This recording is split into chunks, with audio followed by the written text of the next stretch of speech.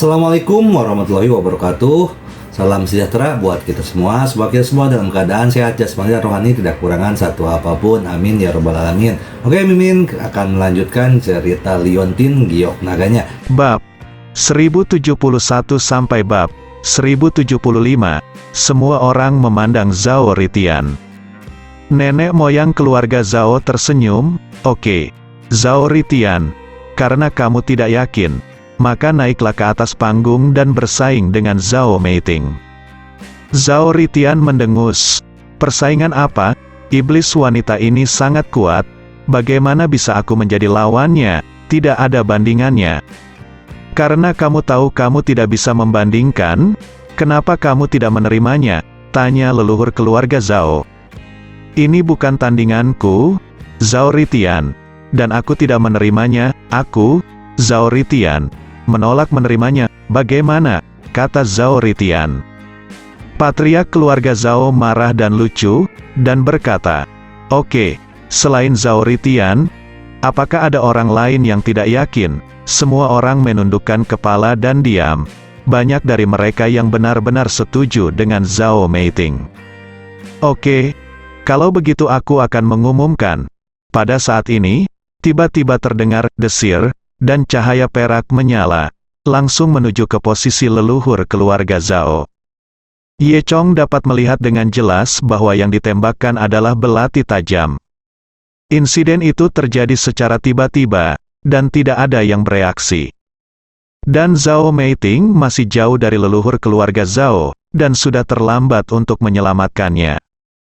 Detik berikutnya, cahaya dingin berada di dekat leluhur keluarga Zhao. Murid leluhur keluarga Zhao telah mencerminkan citra pisau terbang, dan wajah tuanya menjadi pucat mengingat kondisi fisiknya saat ini, sudah terlambat baginya untuk menghindar. Nenek moyang keluarga Zhao ingin menutup mata dan menunggu kematian. Hanya suara dentang yang terdengar, dan cahaya dingin itu tiba-tiba berhenti. Ternyata Ye Chong yang ada di sebelahnya. Dia dengan santai mengulurkan dua jari dan mencubit belati di udara. Kemudian, Ye Chong menjentikkan backhand-nya, dan melemparkan belati itu ke jalan yang sama. Cahaya dingin terbang melintasi udara lagi, dan segera setelah itu, semua orang hanya mendengar puji. Kemudian, dari pohon di samping tembok halaman, sebuah benda berat jatuh dan jatuh ke tanah dengan keras. Melihat lagi, ternyata itu adalah seseorang. Belati sudah ada di dadanya. Tepat ketika semua orang mengira dia sudah mati, pria ini tiba-tiba berdiri. Dia membuang debu dari tubuhnya dan mengeluarkan belati dari dadanya. Meskipun ada darah di dadanya, dia sama sekali tidak mengetahuinya. Mata orang ini kusam, tubuhnya besar, dan kulitnya agak ungu. Tak perlu dikatakan, semua orang dapat melihat bahwa itu adalah prajurit palsu.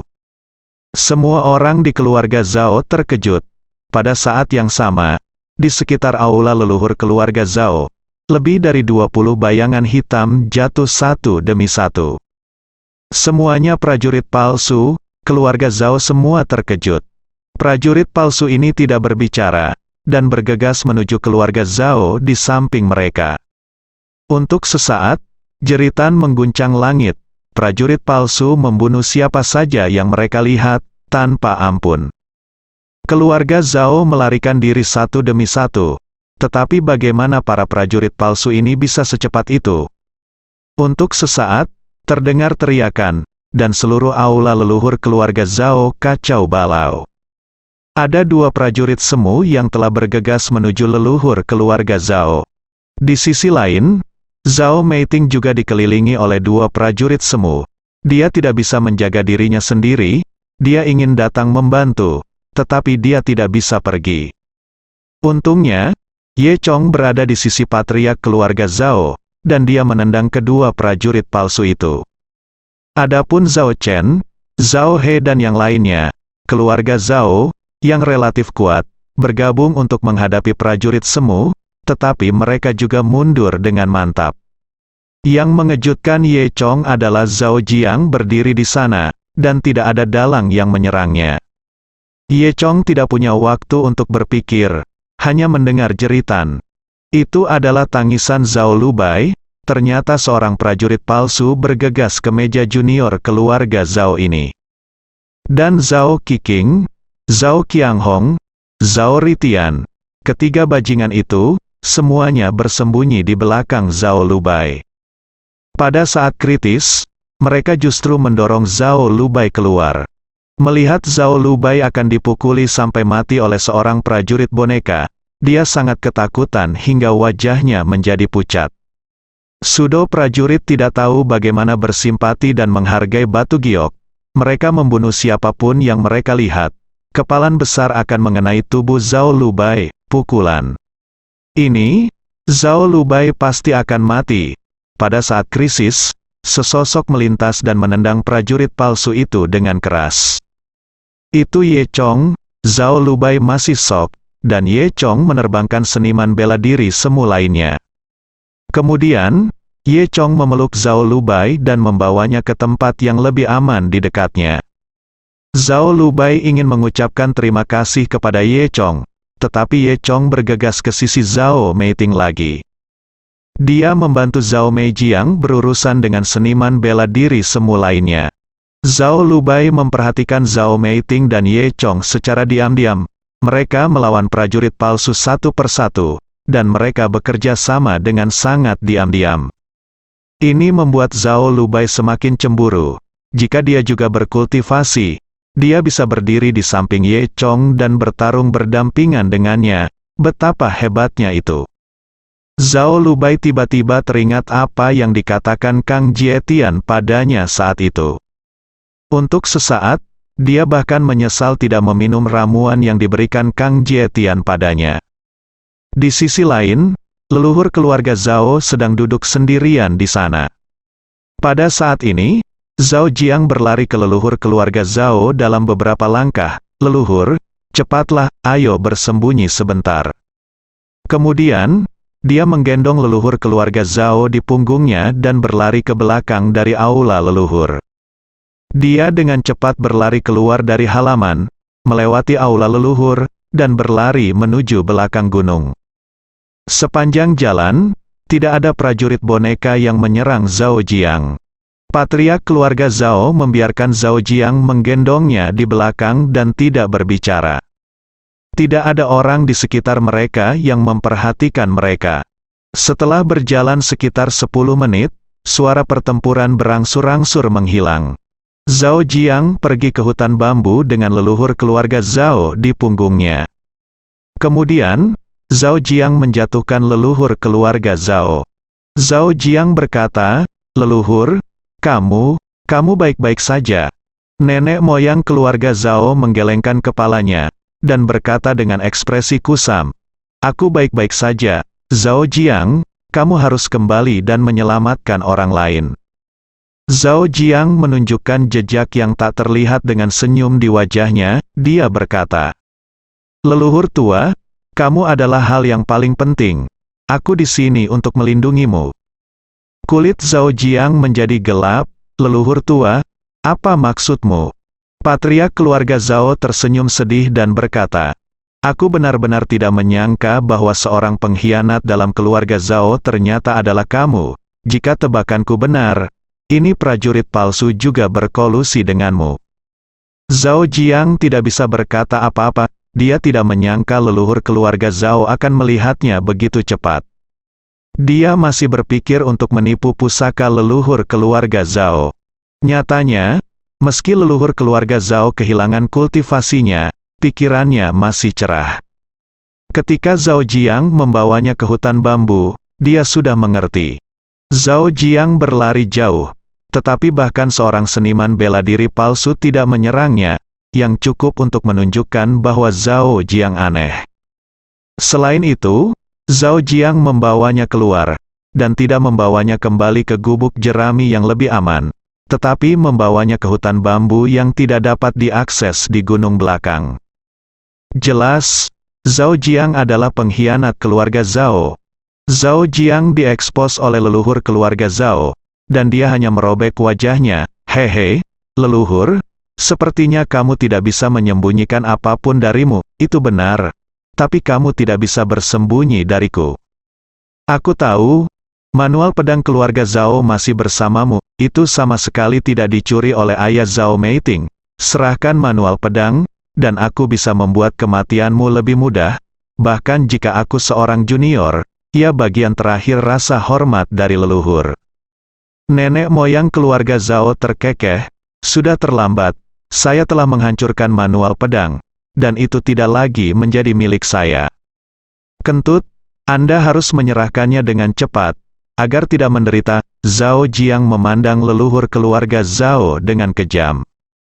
Nenek moyang keluarga Zhao sedikit tersenyum. Mengapa? Apakah kamu berani membunuhku?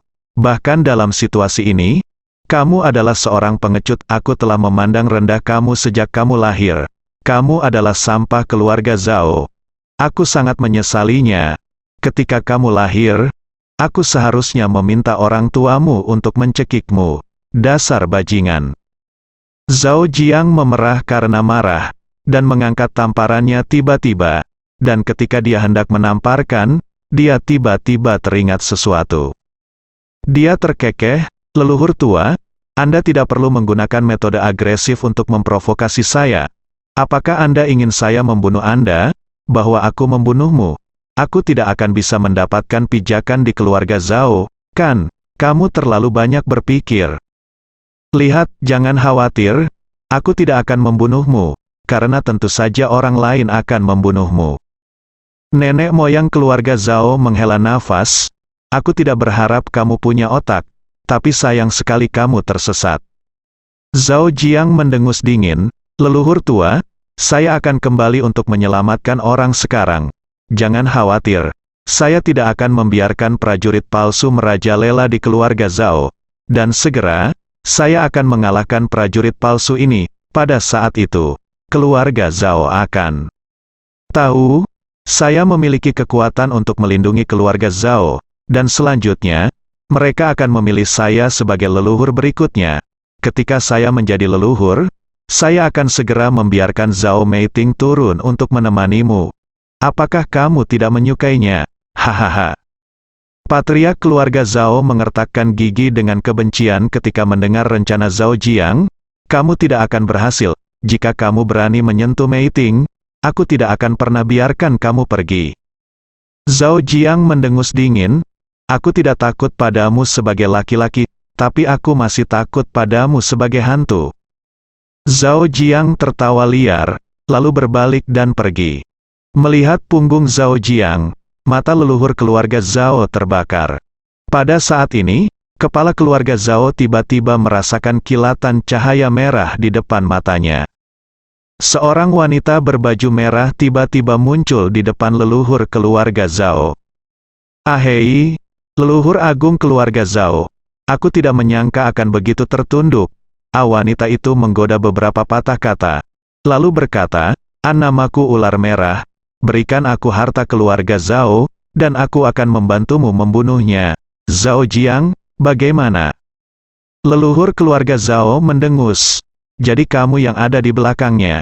Ular merah itu terkikik. Aku hanya memberimu satu kesempatan. Apakah kamu setuju kepada saya? Nenek moyang keluarga Zhao mendengus dingin. Dia berkata, seperti yang saya katakan sebelumnya, harta keluarga Zhao telah dihancurkan, dan tidak ada lagi. Jangan delusi. Ular merah menghela nafas. Baiklah, karena Anda tidak bekerja sama, maka kami hanya dapat bekerja sama dengan Zhao Jiang sekarang. Setelah Zhao Jiang menjadi patriark, dia akan membelakangi keluarga Zhao, dan dia tidak akan percaya bahwa dia tidak dapat menemukan harta keluarga Zhao. Tapi sekarang, kamu harus mati. Kemudian, ular merah itu menjentikkannya dengan santai. Lampu merah menyala, kemudian, saya melihat paku merah ditembakkan ke dahi leluhur keluarga Zhao. Di wajah leluhur keluarga Zhao, warna merah aneh menyebar dari dahinya dalam sekejap. Ada racun di kuku. Nenek moyang keluarga Zhao bahkan tidak sempat berteriak, dan mati di tempat. Ren Wu, patriark keluarga Zhao yang telah berada di angin dan awan selama 100 tahun, meninggal begitu saja. Di sisi lain, anggota keluarga Zhao di aula leluhur mati atau terluka. Yang beruntung meringkuk di pojok dan menyaksikan pertempuran di alun-alun. Sekarang pertempuran di alun-alun aula leluhur dibagi menjadi 3 kelompok pertempuran.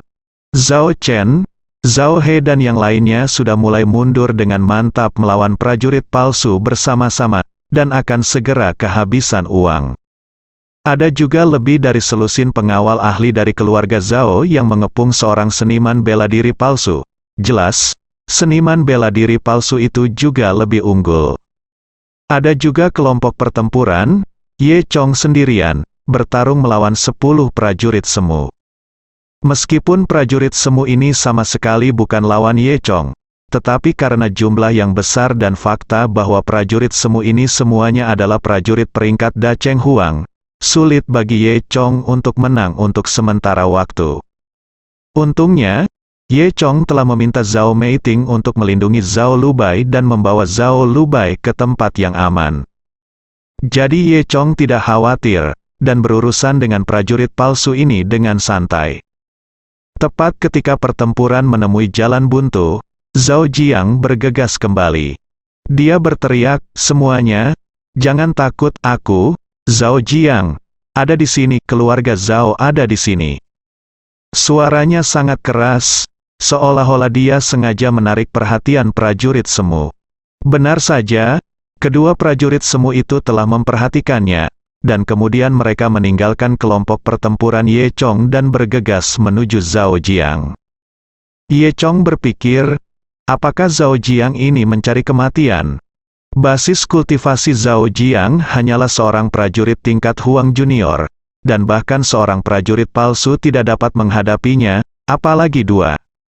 Namun, yang mengejutkan Ye Chong adalah Zhao Jiang menjadi sangat berani saat ini, seolah-olah dengan bantuan dewa. Serangan kedua prajurit semu itu sepertinya sengaja melewati Zhao Jiang, dan tinju serta kaki mereka tidak pernah mengenai Zhao Jiang. Sebaliknya, Zhao Jiang menunjukkan kekuatannya dan meninju seorang prajurit palsu.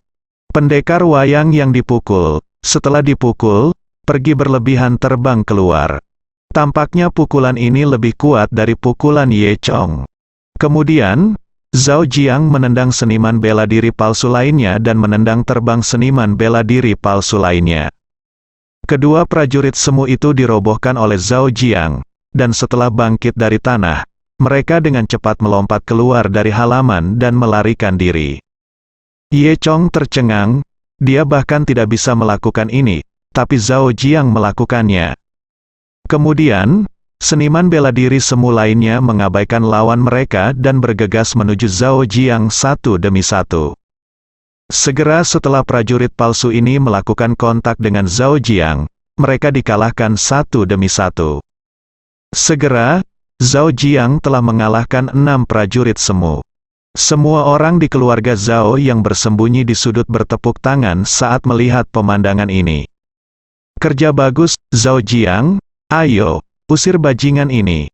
Zhao Jiang cukup bangga, bertarung lebih dan lebih berani, dan mengalahkan semua prajurit palsu.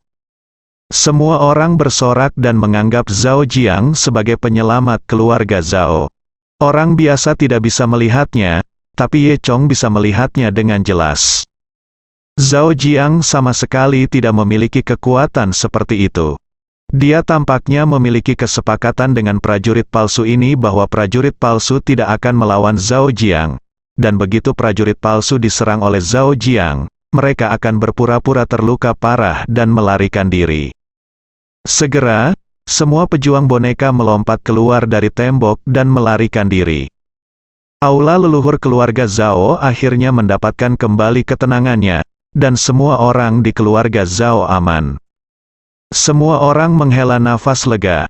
Pada saat ini, Ye Chong tiba-tiba berpikir bahwa Zhao Meiting dan Zhao Lubai masih berada di luar. Saya tidak tahu di mana mereka bersembunyi sekarang. Jika mereka bertemu dengan prajurit palsu, itu akan berbahaya. Memikirkan hal ini, Ye Chong tidak peduli dengan yang lain, melompat keluar dari halaman aula leluhur, dan mengejar para prajurit palsu itu. Ye Chong mengejar prajurit semu ini, melewati bagian belakang aula leluhur, dan langsung berlari ke gunung belakang. 5 menit kemudian, semua orang berlari bola balik ke hutan bambu.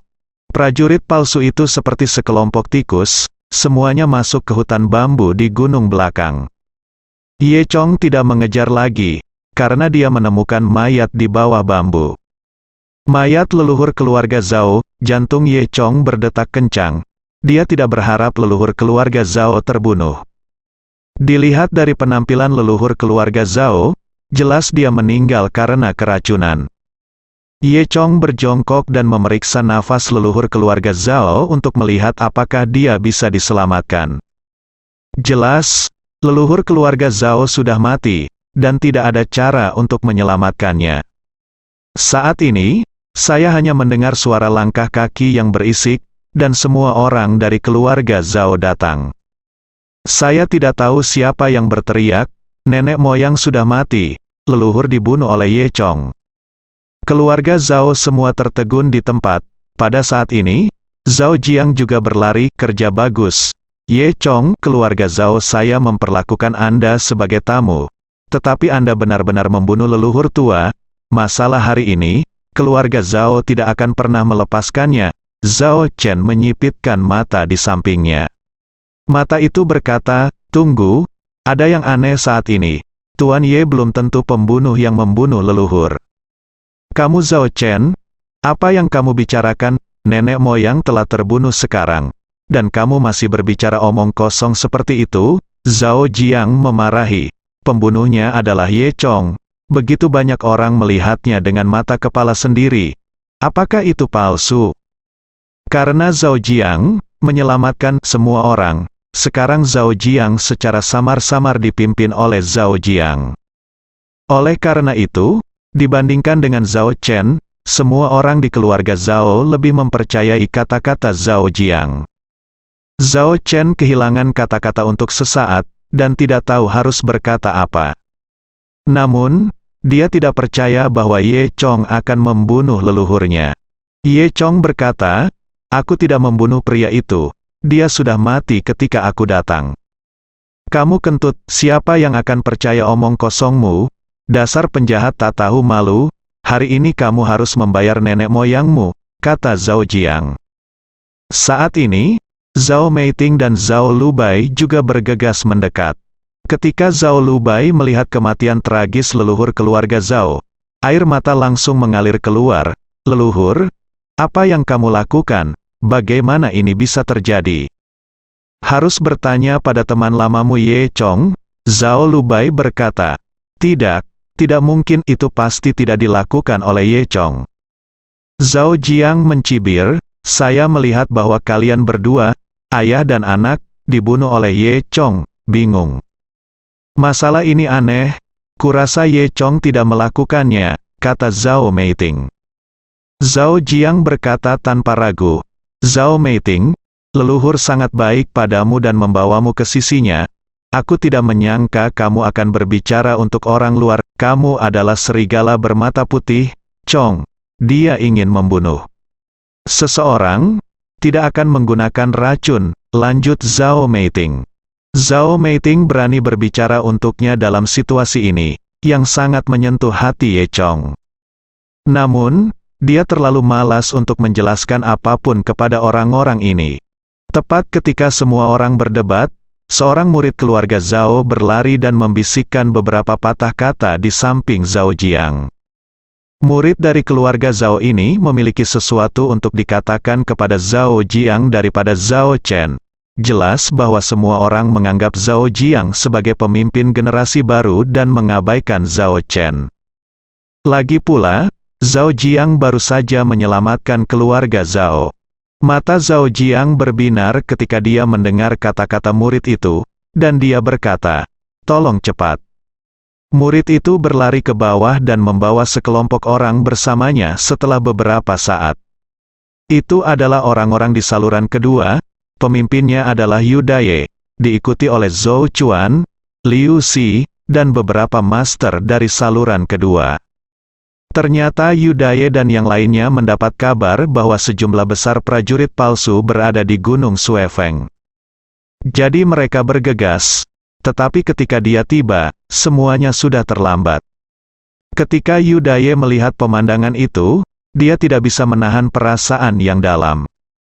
Ketika Zhou Chuan melihat Ye Chong ada di sana, dia terkejut, "Mengapa kamu ada di mana-mana?" Liu Si di belakang Zhou Chuan juga berkata dengan dingin, "Ya, mengapa kamu lagi? Di mana ada prajurit palsu?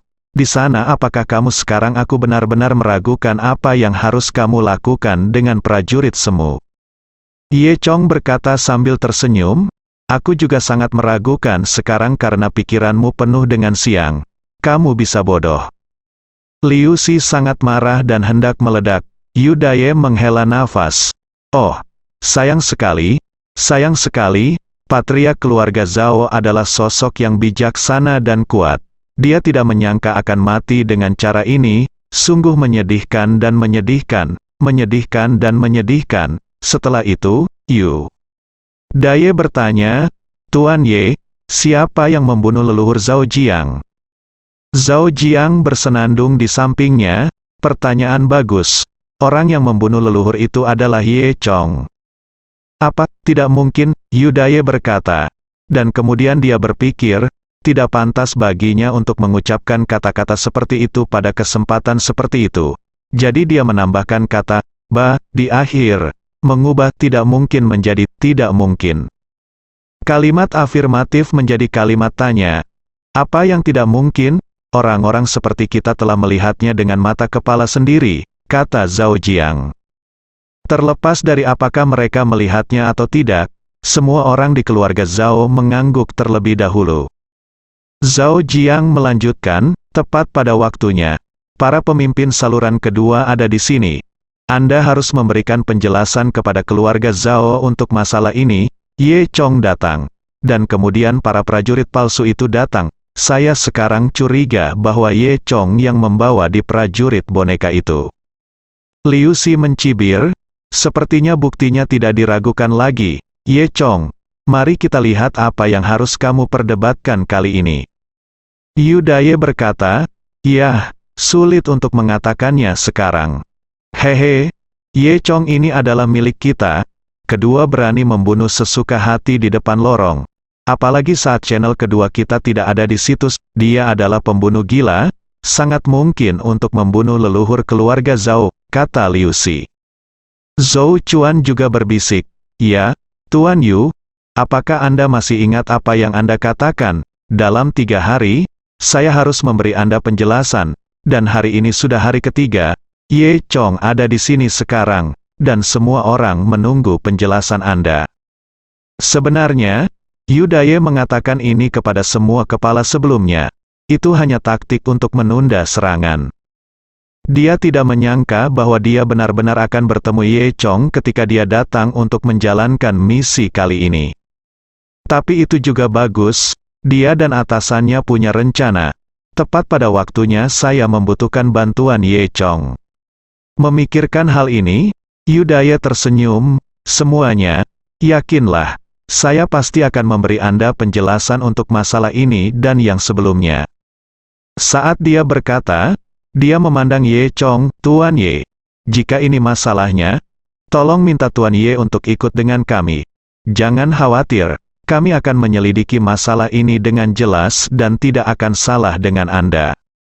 Yu Daye terlihat seperti sedang berbisnis, tapi di tempat yang tidak bisa dilihat semua orang, dia mengerjap ke arah Ye Chong. Ye Chong mengerti, mengetahui bahwa Yu Daye sengaja ingin membawanya pergi. Ye Chong mengklik, dia mengangguk dan berkata, "Oke, aku akan pergi denganmu." Baik Zhou Chuan maupun Liu Si tidak berpikir bahwa Yu Daye benar-benar akan membawa Ye Chong pergi. Liu Si sangat gembira dan berkata dalam hatinya, "Saya tidak menyangka bahwa Yu Daye cukup berani. Meskipun Ye Chong kuat, tapi tunggu sampai dia tertangkap di saluran kedua, tidak peduli seberapa kuat dia tidak akan bisa menjadi begitu kuat lagi." Memikirkan hal ini, Liu Si mencibir, dan memberi isyarat mengundang Ye Chong. "Tolong, Tuan Ye." Ye Chong tidak peduli dengan karakter kecil seperti Liu Si, Dia berbalik dan mengikuti Yu Daye dan yang lainnya pergi. Pada saat ini, Zhao Meiting berkata dari belakang, "Yu tua, Ye Chong tidak mungkin pembunuhnya." "Apa?" kata-kata Zhao Meiting segera membangkitkan kemarahan keluarga Zhao. "Apakah kamu masih dari keluarga Zhao? Ya, leluhur memperlakukanmu dengan sangat baik dan membawamu ke sisinya, dan sekarang kamu berbicara atas nama pembunuhnya." "Benar, aku sudah tahu bahwa kamu berselingkuh dengan Ye ini. Chong, kamu masih ingin menjadi patriark dari keluarga Zhao kami, itu fantasi. Sekarang kami bisa melihat wajah aslimu dengan jelas. Patriark meninggal secara tragis karena dia percaya pada orang sepertimu." Zhao Jiang berdiri di samping. Hatinya sangat gembira. Dia tidak tahu bagaimana cara menyingkirkan Zhao Meiting, tetapi tanpa diduga, Zhao Meiting mengirimkannya sendiri. Zhao Meiting berkata, "Semuanya, jangan lupa bahwa Ye Chong juga menyelamatkan leluhur beberapa waktu lalu. Jika dia ingin membunuh leluhur, mengapa dia menyelamatkannya?" Kata, tampaknya masuk akal. Zhao Jiang mendengus, dan berkata, "Semua ini adalah penyamaran Ye Chong, dia pasti memiliki tujuan yang lebih dalam." "Ya, leluhur, oh tidak, apa yang dikatakan Zhao Jiang ya? Ah benar, pasti begitu." Semua orang di keluarga Zhao bergema. Dalam keadaan seperti itu, Zhao Meiting, terlepas dari sikap keluarga Zhao, masih berbicara untuk Ye Chong, yang sangat menyentuh hati Ye Chong. Ye Chong tersenyum pada Zhao Meiting, dan berkata, "Meiting, jangan khawatir. Aku baik-baik saja, kebenaran akan segera terungkap, jaga Xiao Bai." Ye Chong mengikuti. Yu Daye dan yang lainnya pergi. "Apa?" Ye Chong terkejut, "Kamu ingin aku menyamar di penjara?" Pada saat ini, Ye Chong dan Yu Daye berada di ruang rahasia di lorong kedua. Yu Daye mengangguk, "Tuan Ye, saya hanya bisa mengandalkan Anda kali ini." Prajurit boneka sangat terlibat sehingga dia bahkan tidak berani bertindak gegabah di saluran kedua. "Dengan Kang Jietian, Dewa Perang Ibu Kota." "Apa?" Ye Chong tertawa. Yu Daye tercengang, "Jadi Tuan Ye sudah tahu. Kalau begitu jangan sembunyikan dari Tuan Ye, kami memang mempelajari beberapa informasi dari samping, dan itu memang ada hubungannya dengan Kang Jietian, tetapi tidak ada bukti konklusif sekarang." "Apa hubungannya dengan penjara?" Ye Chong bertanya. Yu Daye menjelaskan, seperti ini. Beberapa waktu lalu, kami menangkap seorang pemimpin di wilayah utara yang menjual kembali prajurit boneka. Dia disebut Lao Xianying. Saya yakin bahwa Lao Xianying ini harus menjadi sosok penting di bawah bawahan Kang Jietian. Jadi, saya sudah berdiskusi dengan atasan, dan saya ingin meminta Tuan Ye untuk menyamar di penjara dan mendekati elang gunung tua ini. Mereka mengawasi kita, dan pihak lain sangat kuat. Bahkan jika ini adalah saluran kedua, tidak mudah untuk mengambil tindakan. Sebenarnya, kami telah mengirim beberapa kelompok agen rahasia ke penjara, tetapi Lao Sanying mengetahui berita tersebut sebelumnya, dan agen rahasia tersebut meninggal. Sangat menyedihkan. Tuan Ye berbeda. Tuan Ye bukan orang saluran kedua pertama, dan hanya mengambil keuntungan dari insiden keluarga Zhao kali ini. Dan pukulan kepala itu masih tanpa henti terhadap Anda. Kami dapat menjadikannya sebagai masalah ini adalah kesempatan yang bagus. Ye Chong tertawa dan berkata, "Saya tidak tertarik. Pada awalnya, saya membantu Anda menyelidiki prajurit palsu karena alasan pribadi Zhu Jiayin. Sekarang apa yang harus dilakukan saluran kedua dengan prajurit semu? Apa hubungannya denganku?" Ye Chong pada awalnya tidak memiliki kesan yang baik tentang saluran kedua. Selain itu, jika aku membunuh orang, aku akan membunuh mereka. Bukankah hanya beberapa kepala? Apa yang mereka takutkan? Jika kepala ini tidak menyerah, paling buruk aku akan membunuh mereka semua. Ye Chong menambahkan.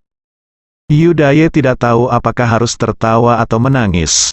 Dia berkata, "Tuan Ye, sudah lama sejak prajurit palsu ini muncul di Huaxia. Pada awalnya, saluran ketiga kami yang bertanggung jawab, tetapi masalah ini segera meningkat. Dan orang-orang dari saluran kedua mulai ikut campur, minta bantuan Tuan Ye, tentu saja. Pemimpin di saluran kedua sudah berbicara dengan saya, dan tentu saja Tuan Ye tidak akan membiarkan Tuan Ye membantu dengan sia-sia. Oh, benarkah? Tertarik. Yudaye melanjutkan, Tuan Ye, saya tidak tahu. Pernahkah Anda mendengar tentang Z5 elemen? Ye Chong sedikit terkejut. Tentu saja dia tahu tentang Five Elements Heaven Beat, dan sekarang Heaven Chain Beat masih ada di tangannya. Apa yang mengejutkan Ye Chong adalah, bagaimana Yudaye tahu tentang manik Z5 elemen? Anda harus tahu bahwa rahasia manik Z5 elemen relatif kuno bahkan dalam warisan Dewa Naga, dan itu dapat dianggap sebagai keberadaan yang menghilang ratusan tahun yang lalu. Untuk menghindari kecurigaan, Ye Chong menggelengkan kepalanya, pura-pura tidak tahu. Yudaye melanjutkan, manik-manik Z5 elemen dibagi menjadi emas, kayu, air, api dan tanah, dan 5 manik-manik. Legenda mengatakan bahwa jika Anda mengumpulkan 5 manik-manik ini, Anda dapat membuka kunci ke dunia rahasia. Dikatakan bahwa semua orang yang tinggal di alam rahasia ini adalah sosok seperti peri. Pemimpin saluran kedua telah menguasai beberapa pengetahuan tentang 5 elemen. Rahasia Tianzu, mereka ingin saya menyampaikannya, jika Tuan Ye bersedia membantu dan menyelesaikan masalah prajurit boneka. Mereka bersedia untuk memberitahukan rahasia ini kepada Tuan Ye. Rahasia apa? Ye Chong bertanya dengan santai. Yudaye tersenyum kecut. Tuan Ye, jika saya tahu, bukankah saya akan memberitahu Anda? Bagaimana saya bisa tahu di level saya? Ye Chong mengangguk, dan dia bertanya lagi. Bagaimana dengan saluran kedua? Sebuah rahasia-rahasia, Yudaye berkata. Sebenarnya, China memiliki banyak rahasia, yang semuanya ada di tangan organisasi rahasia ini. Kami manusia tidak mengetahuinya, tetapi mereka tahu banyak. Ye Chong berpikir sejenak, hari ini, sumber daya kultivasi di bumi habis. Bahkan jika Ye Chong mengandalkan dojo Istana Naga, dia dapat mengumpulkan beberapa sumber daya aura yang tersisa di bumi. Namun, ketika dia mengolahnya sampai tingkat tertentu pikirkan lagi, bahkan lebih sulit untuk berkultivasi ke atas. Kecuali ada lingkungan dengan sumber daya budidaya yang lebih melimpah. Ye Chong telah lama menduga bahwa mungkin ada tempat seperti itu di belakang manik Z5 elemen. Oleh karena itu, dia telah lama tertarik padanya hanya saja dia hanya memiliki 1 manik-manik debu langit di tangannya sekarang, dan dia tidak tahu keberadaan 4 manik-manik lainnya. Karena saluran kedua sekarang memiliki informasi tentang manik-manik itu, Ye Chong berpikir ini bagus kesempatan. Jadi, dia setuju dengan Yudaye. Oke, saya setuju. Jadi apa yang harus saya lakukan? Kamu harus dekat dengan Lao Sanying, lalu mendapatkan kepercayaannya, dan kemudian mengambil kesempatan untuk melarikan diri dari penjara bersamanya. Biarkan dia membawamu ke organisasi prajurit semu, sehingga kamu bisa mendapatkan bukti dari dalam, Yudaye berkata. Ye Chong mengangguk dan berkata, ini cara yang bagus. Yudaye melanjutkan, namun, Tuan Ye, di penjara, Anda tidak bisa bertindak terlalu keras, elang gunung tua ini sangat mencurigakan. Juga, penjara ini tidak berada di bawah kendali kami, jadi kami tidak dapat membantu Anda jika kami berada di luar. Untuk cara melarikan diri, itu tergantung pada kebijaksanaan Anda, Tuan Ye. Pasti seperti orang biasa, kemudian melarikan diri dari penjara dengan keamanan tinggi, yang sangat sulit. Tapi Ye Chong tidak peduli, mengangkat bahu dan bertanya, penjara yang mana? Yudaye berkata, Pulau Bayangan, penjara Pulau Bayangan. Ye Chong memiliki garis hitam di kepalanya, ternyata ada di sana. Ketika dia menjadi seorang prajurit, dia bertanggung jawab atas misi keamanan dan mengawal sekelompok penjahat yang sangat berbahaya ke penjara Pulau Bayangan. Ada penjara paling ketat di seluruh China, dan hanya penjahat yang sangat berbahaya yang akan ditahan di sana. Dapat dikatakan bahwa di Pulau Bayangan, bahkan seekor nyamuk pun tidak dapat berpikir untuk terbang keluar tanpa izin. Tingkat kesulitan tugas ini meningkat beberapa tingkat dalam sekejap. Ye Chong menghela nafas, menatap Yu Daye dan berkata, "Yu Tua, Anda benar-benar dapat mengatur masalah yang sulit untuk saya." Berkata, "Tuan Ye, saya tahu tugas ini sulit, tetapi jika Anda menyelesaikannya, saya akan berbicara dengan ramah di depan Zhu Jiayin untukmu, dan biarkan cewek ini mengikutimu. Bagaimana?" Yu Daye berkata. Sambil berkedip pada Ye Chong tidak bisa tertawa atau menangis. "Tuan Yu, tolong hargai dirimu. Apakah aku orang seperti itu? Nah, ketika saatnya tiba, kamu harus menepati janjimu." Yu Daye tersenyum, "Jangan khawatir. Tetapi kamu harus menyembunyikan identitasmu." Identitas Ye Chong masuk. Meskipun Lao Sanying di penjara, dia pasti sudah mendengar namamu. Ye Chong mengangguk dan berkata, "Mudah ditangani, aku punya pengalaman." 1 jam kemudian, yang kedua saluran diam-diam mengadakan uji coba 3 kamar kecil. Mereka yang berpartisipasi dalam sidang bersama termasuk Yu Daye, Zhou Chuan, Liu Xi dan lain-lain, serta kepala berbagai sekte. Yu Daye menghitung kejahatan Ye Chong secara mendetail, dan mengumumkan di tempat bahwa Ye Chong akan dipenjara di penjara Pulau Bayangan. Semua kepala sangat gembira. Mereka semua tahu penjara Pulau Bayangan, di mana tidak ada jalan kembali, itu lebih menakutkan daripada hukuman mati. Karena ada neraka di bumi, mereka akhirnya menyingkirkan masalah serius. Setelah itu, Ye Chong diam-diam di penjara. Sebelum dikawal, Ye Chong mengalami penyamaran dan transformasi lagi. Setengah hari kemudian, seorang tahanan bernama Ye Dingtian dikirim ke penjara Shadow Island. Ye Dingtian adalah gambaran seorang pria berminyak dengan janggut yang tidak dicukur dan bekas luka di wajahnya, yang terlihat sangat mencolok, dan dia bukanlah orang yang baik pada pandangan pertama. Ye Chong yang mengubah penampilannya, benua Huaxia menghadap ke laut di barat, dan di luar laut adalah Samudra Pasifik, salah satu dari 7 sistem perairan utama dunia. Di suatu tempat di lautan sempit Samudra Pasifik, ada banyak karang tersembunyi yang tersembunyi di sini, dan angin serta ombaknya sangat besar. Jika kapal biasa tiba di sini, jika tidak hati-hati, mereka akan kandas dan mati. Tempat ini juga dikenal sebagai Laut Mati. Di tengah zona kematian ini, terdapat sebuah pulau kecil, yaitu Shadow Isle. Melihat dari kejauhan, seluruh Shadow Isle menunjukkan warna hijau yang aneh, seolah-olah ada hantu yang menggantung di udara Shadow Isle. Langit di atas Pulau Bayangan tertutup awan gelap sepanjang tahun, dengan hujan deras yang terus-menerus, dan tidak pernah cerah. Angin menderu-deru di sekitar pulau, dan ombak pecah. Ombak ini cukup untuk menelan perahu kecil manapun yang berani masuk. Saat ini, ada kapal pesiar berat militer yang perlahan melaju di Laut Mati. Jika tonase tidak cukup berat, kapal pesiar akan terbalik oleh ombak dan mendarat di karang. Setengah jam kemudian, kapal pesiar tiba di dermaga Shadow Isle.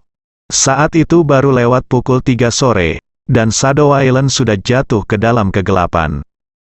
Di dermaga, lampu kuning layu menyala, berkelap-kelip seperti wasiat dari neraka, menambah suasana mencekam. Di pinggir dermaga, sederet penjaga berseragam berdiri rapi. Setelah kapal pesiar berlabuh, barisan tentara keluar dari atas. Para prajurit menghancurkan penjahat, itu adalah Ye Chong yang santai. Pada saat ini, tangan dan kaki Ye Chong dikunci dengan rantai besi yang berat, dan dia jelas sangat berhati-hati terhadapnya. Pemimpin tim pengawal berjalan menuju pemimpin penjaga, dan keduanya saling memberi hormat. Kemudian kedua belah pihak mengeluarkan dokumen yang ditandatangani oleh kedua belah pihak, dan setelah menyelesaikan formalitas, tentara pengawal menyerahkan Ye Chong kepada para penjaga. Kapten pengawal berkata, misi pengawalan selesai kembali. Setelah berbicara, banyak tentara bergegas kembali ke kapal pesiar. Tampaknya orang-orang ini tidak ingin tinggal di Pulau Bayangan lebih lama lagi.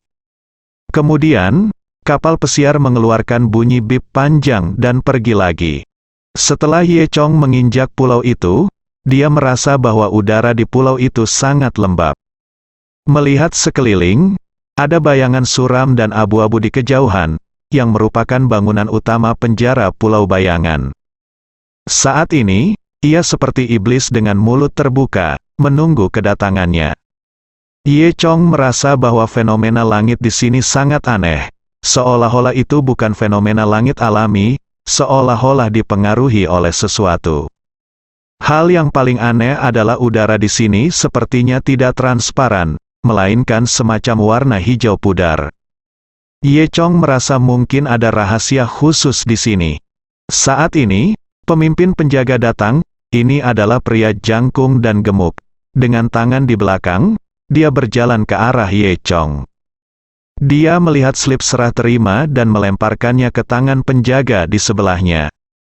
"Kamu adalah Ye Ding Tian, kamu cukup kejam, kamu telah membunuh banyak orang di Beihan." Ye Chong mengangguk dengan acuh tak acuh, "Tidak apa-apa." Pemimpin mendengus dan berteriak, "Katakan, ini Pulau Bayangan, bukan Beihan.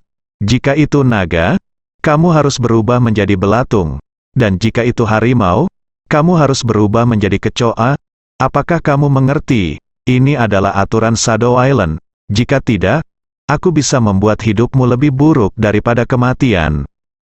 Ye Chong ingin menyangkal beberapa kata, tetapi ketika dia memikirkan Yu Daye menyuruhnya untuk berpura-pura menjadi orang biasa sekarang, jangan terlalu mencolok.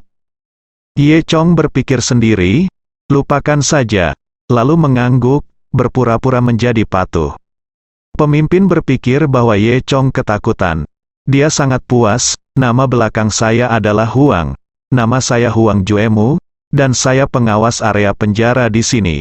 Mulai hari ini dan seterusnya, saya akan menjadi rajamu." Kemudian, Huang Juemu berbalik dan menambahkan dengan dingin, "Selamat datang di neraka." Berbicara, Huang Juemu melambaikan tangannya dan berjalan menuju ke arah penjara. Segera, dua penjaga datang dan mendorong Ye Chong untuk mengikuti di belakang Huang Juemu. Kemudian penjaga lainnya mengikuti. Ye Chong mengamati sekeliling saat dia berjalan. Medan. Karena hujan abadi, tanah Pulau Bayangan ini berlumpur, penuh genangan air dan lumpur.